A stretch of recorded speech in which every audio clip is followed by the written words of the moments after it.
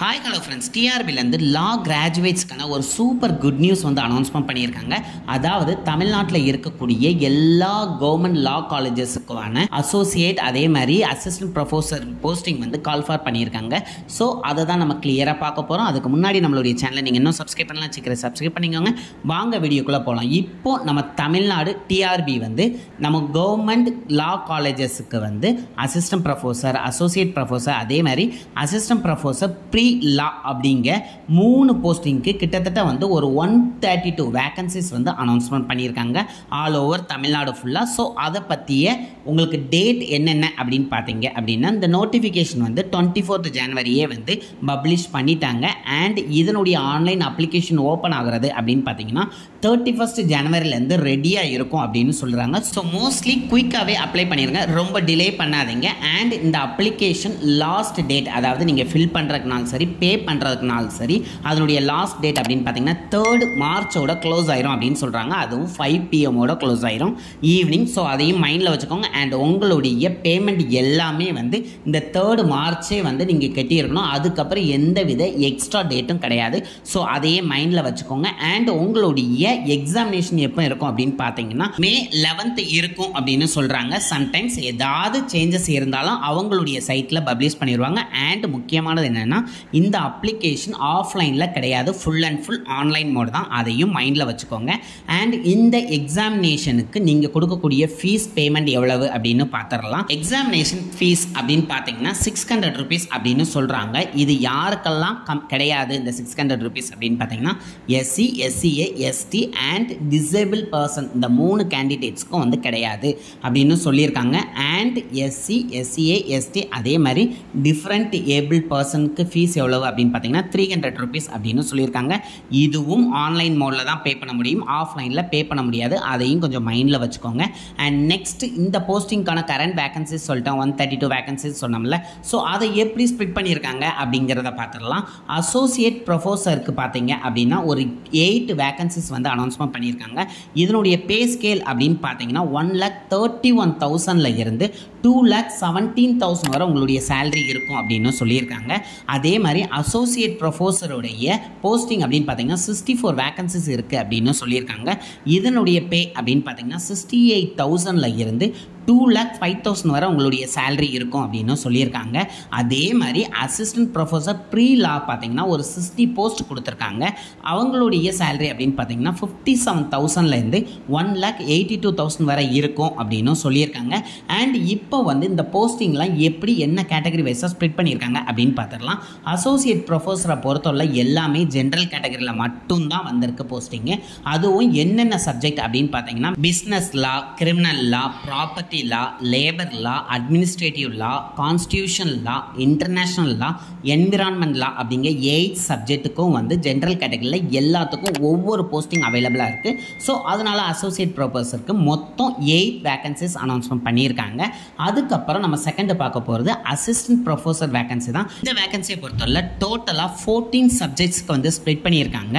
Each சப்ஜெக்ட்ஸுக்கு வந்து என்னென்ன மாதிரி ஸ்ப்ளிட் பண்ணியிருக்காங்க அப்படின்னு சொல்கிறாங்க. ஸோ கேட்டகரி வைஸாக சொல்லணும்னா கொஞ்சம் லென்த்தியாக போகும். ஸோ நான் அதை டிஸ்பிளேலே உங்களுக்கு கொடுத்துட்றேன். இன்டர்நேஷனல் லாவை பொறுத்தவரை 2 போஸ்டிங்கும், பிஸ்னஸ் லாவை பொறுத்தவரை 3 போஸ்டிங்கும், லா ஆஃப் கான்ட்ராக்ட்ஸை பொறுத்தவரை 3 போஸ்டிங்கும், ப்ராப்பர்ட்டி லாவை பொறுத்தவரை 2 போஸ்டிங்கும், கிரிமினல் லா பொறுத்தவரை 3 போஸ்டிங்கும், லேபர் லாவை பொறுத்தவரை 3 போஸ்டிங்கும், ஹியூமன் ரைட்ஸ் லாவை பொறுத்தவரை 4 போஸ்டிங்கும், என்விரான்மெண்ட் லாவை பொறுத்தவரை 4 போஸ்டிங்கும், இன்டெலெக்சுவல் ப்ராப்பர்ட்டி லாவை பொறுத்தவரை 3 போஸ்டிங்கும், கான்ஸ்டியூஷன் லாவை பொறுத்தவரை 2 போஸ்டிங்கும், அட்மினிஸ்ட்ரேட்டிவ் லா பொறுத்தவரை 4 போஸ்டிங்கும், டாக்ஸேஷன் லாவை பொறுத்தவரை 5 பொசிஷனும், அதே மாதிரி information technology and cyber security லாவை பொறுத்தவரை 2 பொசிஷனும், ஃபேமிலி லாவை பொறுத்தவரை 6 பொசிஷனும், டோட்டலாக 46 பொசிஷன் வந்து அனௌன்ஸ்மெண்ட் பண்ணியிருக்காங்க. அண்ட் நெக்ஸ்ட்டு வந்து அசிஸ்டன்ட் ப்ரொஃபஸரில் ப்ரீ லாக்கு வந்து டோட்டலாக 41 பொசிஷன் வந்து உங்களுக்கு வேகன்சிஸ் அவைலபிளாக இருக்குது. சப்ஜெக்ட்ஸ் அப்படின்னு பார்த்தீங்கன்னா 4 சப்ஜெக்டாக ஸ்ப்ளிட் பண்ணியிருக்காங்க. இங்கிலீஷ்க்கு பொறுத்தவரை 9 வேகன்சியும், சோசியாலஜியை பொறுத்தவரை 6 வேகன்சியும், பொலிட்டிக்கல் சயின்ஸை பொறுத்தவரை 18 வேகன்சியும், எக்கனாமிக்ஸை பொறுத்தவரை 8 வேகன்சியுமா வந்து ஸ்ப்ளிட் பண்ணியிருக்காங்க. ஸோ இதனுடைய இருக்கக்கூடிய கேட்டகரி வைஸாக வர்றதையும் நான் டிஸ்பிளேலே கொடுக்குறேன், போய் பாருங்கள். இதில் ஏதாவது டவுட்னா கண்டிப்பாக எனக்கு மெசேஜ் பண்ணுங்கள், நான் உங்களுக்கு ரிப்ளை பண்ணுறேன். அண்ட் நெக்ஸ்ட் வந்து இந்த எக்ஸாமுக்குலாம் உங்களுடைய எஜுகேஷன் குவாலிஃபிகேஷன் என்ன இருக்கணும் அப்படிங்கிறத பார்த்துடலாம். ஃபர்ஸ்ட் அசோசியேட் ப்ரொஃபஸரை பொறுத்தவரை கண்டிப்பாக லால மாஸ்டர் டிகிரி நீங்கள் முடிச்சிருக்கணும் அப்படின்னு சொல்கிறாங்க. அது மட்டும் இல்லாமல் உங்களுக்கு டீச்சிங் எக்ஸ்பீரியன்ஸ் 8 இயர்ஸ் கண்டிப்பாக இருந்தால் தான் நீங்கள் இந்த போஸ்டிங்க்கு அப்ளை பண்ண முடியும். அது கூட நீங்கள் கண்டிப்பாக நெட் ஸ்லெட் செட் இந்த எக்ஸாமில் கண்டிப்பாக குவாலிஃபையும் ஆகிருக்கணும், இல்லைன்னா நீங்கள் இந்த எக்ஸாமுக்கு அப்ளை பண்ண முடியாது. அதையும் கொஞ்சம் மைண்டில் வச்சுக்கோங்க. அண்ட் நெக்ஸ்ட் நம்ம பார்க்க போகிறது அசிஸ்டன்ட் ப்ரொஃபஸருக்கான குவாலிஃபிகேஷன் என்ன அப்படின்னு தான் பார்க்க போகிறோம்.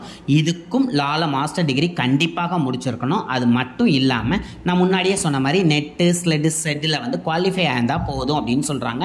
இதுக்கு எந்தவித எக்ஸ்பீரியன்ஸும் அவங்க கேட்கல. பட் ஆனால் 55% மார்க் மினிமம் நீங்கள் வச்சுருந்தா மட்டும்தான் இந்த எக்ஸாமுக்கு நீங்கள் அப்ளை பண்ண முடியும். அதையும் கொஞ்சம் மைண்டில் வச்சுக்கோங்க.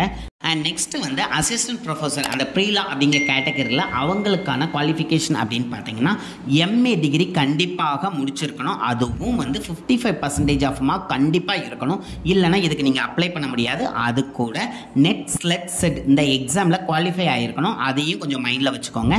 அண்ட் நெக்ஸ்ட்டு வந்து நம்ம இந்த போஸ்டிங்கான ஸ்கீம் ஆஃப் எக்ஸாமினேஷன், அதாவது எக்ஸாமினேஷன் எப்படி இருக்கும் அப்படிங்கிறதையும் பார்க்க போகிறோம். ஸோ ஃபஸ்ட்டு பார்ட் ஏ அப்படின்னு பார்த்தீங்கன்னா எல்லா போஸ்டிங்க்கும் தமிழ் லாங்குவேஜ் எலிஜிபிலிட்டி டெஸ்ட் கண்டிப்பாக மஸ்ட். அதை கொஞ்சம் மைண்டில் வச்சுக்கோங்க. அதுக்கு வரக்கூடிய கொஸ்டின் அப்படின்னு பார்த்தீங்கன்னா 30 கொஸ்டின் வரும். அதுவும் 30 மினிட்ஸ் தான் உங்களுக்கு டியூரேஷன். டோட்டல் மார்க் அப்படின்னு பார்த்தீங்கன்னா 50 மார்க் உண்டு. அதில் நீங்கள் 20 மார்க் எடுத்தாலே நீங்கள் எலிஜிபிள் தான் அப்படின்னு சொல்கிறாங்க. ஸோ அதை கொஞ்சம் மைண்டில் வச்சுக்கோங்க. நெக்ஸ்ட் வந்து அசோசியேட் ப்ரொஃபஸர் தான் நம்ம பார்க்க போகிறோம். இதுக்கான எக்ஸாம் எப்படி இருக்கும் அப்படின்னு பார்த்தீங்கன்னா டோட்டல் நம்பர் ஆஃப் கொஸ்டின் அப்படின்னு பார்த்தீங்கன்னா 175 கொஸ்டின் உங்களுக்கு இருக்கும். அதுக்கு 3 மணி நேரம் அவங்க டைம் கொடுத்துருவாங்க. அதில் நீங்கள் பிசி பிசிஎம் எம்பிசி அதே மாதிரி எஸ்சி எஸ்சி எஸ்டி கேட்டகரியாக இருந்தீங்கன்னா 61 மார்க் எடுக்கணும். அதாவது 35% ஆஃப் மார்க் எடுத்தாலே நீங்கள் குவாலிஃபை அப்படின்னு சொல்கிறாங்க. அதுவே ஜென்ரல் கேட்டகரியாக இருந்தீங்கன்னா 78 மார்க், அதாவது 45% மார்க் எடுத்தால் நீங்கள் குவாலிஃபை அப்படின்னு சொல்கிறாங்க. அதுலேயே இன்னொரு பார்ட் இருக்குல்ல அசிஸ்டன்ட் ப்ரொஃபஸர்லேயே ப்ரீலா, அவங்களுக்கும் அதே 175 கொஸ்டின் தான். அதுக்கு 3 மணி நேரம் கொடுக்காங்க. அதுக்கூட மேக்ஸிமம் மார்க் அப்படின்னு பார்த்தீங்கன்னா 175க்கு நீங்கள் BC BCM MBC SC SC ST கேட்டகரியாக இருந்தீங்கன்னா 52 மார்க் எடுக்கணும். அது 30% ஆஃப் மார்க் அப்படின்னு சொல்கிறாங்க. அதுவே ஜென்ரல் கேட்டகரி இருந்தீங்கன்னா 40% ஆஃப் மார்க், அதாவது 70 மார்க் எடுத்தால் நீங்கள் எலிஜிபிள் அப்படின்னு சொல்லியிருக்காங்க. ஓகே, கிட்டத்தட்ட நம்ம ஓரளவு எல்லாமே கவர் பண்ணிட்டோம் அப்படின்னு நினைக்கிறேன். ஸோ அதனால் நம்மளுடைய லாஸ்ட் பார்த்தானா இதை எப்படி அப்ளை பண்ணலாம் அப்படிங்கிறத பார்த்துடலாம்.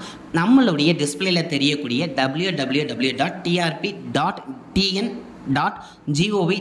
அப்படிங்கிற சைட்டில் போய் தான் நீங்கள் அப்ளை பண்ணுற மாதிரி இருக்கும். ஸோ அந்த சைட்டில் நீங்கள் அப்ளை பண்ணுறதுக்கு வேலிடான இமெயில் ஐடியும் மொபைல் நம்பரும் கொடுங்க. அது மூலமாக மட்டும்தான் உங்களுக்கு டீட்டெயில் எல்லாமே ரிசீவ் ஆகும். அதாவது ஐடி என்ன, உங்களுக்கு எக்ஸாமுக்குள்ள ஹால் டிக்கெட் வந்துருச்சு, இந்த டீட்டெயில் எல்லாமே இது மூலமாக தான் ரிசீவ் ஆகும். சம்டைம்ஸ் நீங்கள் அதை மிஸ் பண்ணிட்டீங்கன்னா கண்டிப்பாக அந்த டீட்டெயில் ரிட்ரீவ் பண்ண முடியாது. எகைன் நீங்கள் புதுசாக தான் வந்து நீங்கள் ரிஜிஸ்டர் பண்ணுற மாதிரி இருக்கும். ஸோ அதனால் கொஞ்சம் கேர்ஃபுல்லாக பண்ணுங்கள்.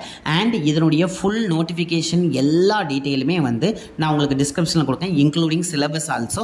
ஸோ அதையும் போய் கம்ப்ளீட்டாக ரீட் பண்ணிவிட்டு கண்டிப்பாக அப்ளை பண்ணுங்கள். அப்ளை பண்ணும்போது உங்களுக்கு ஏதாவது டவுட் இருந்தாலோ வேறு ஏதாவது டிஃபிகல்ட்டி இருந்தாலும் எனக்கு கண்டிப்பாக கமெண்ட் பண்ணுங்கள். நான் உங்களுக்கு கண்டிப்பாக ஹெல்ப் பண்ணுறேன். அண்ட் இந்த வீடியோவை நிறைய பேருக்கு ஷேர் பண்ணுங்கள், ரொம்ப யூஸ்ஃபுல்லாக இருக்கும். Thank you friends.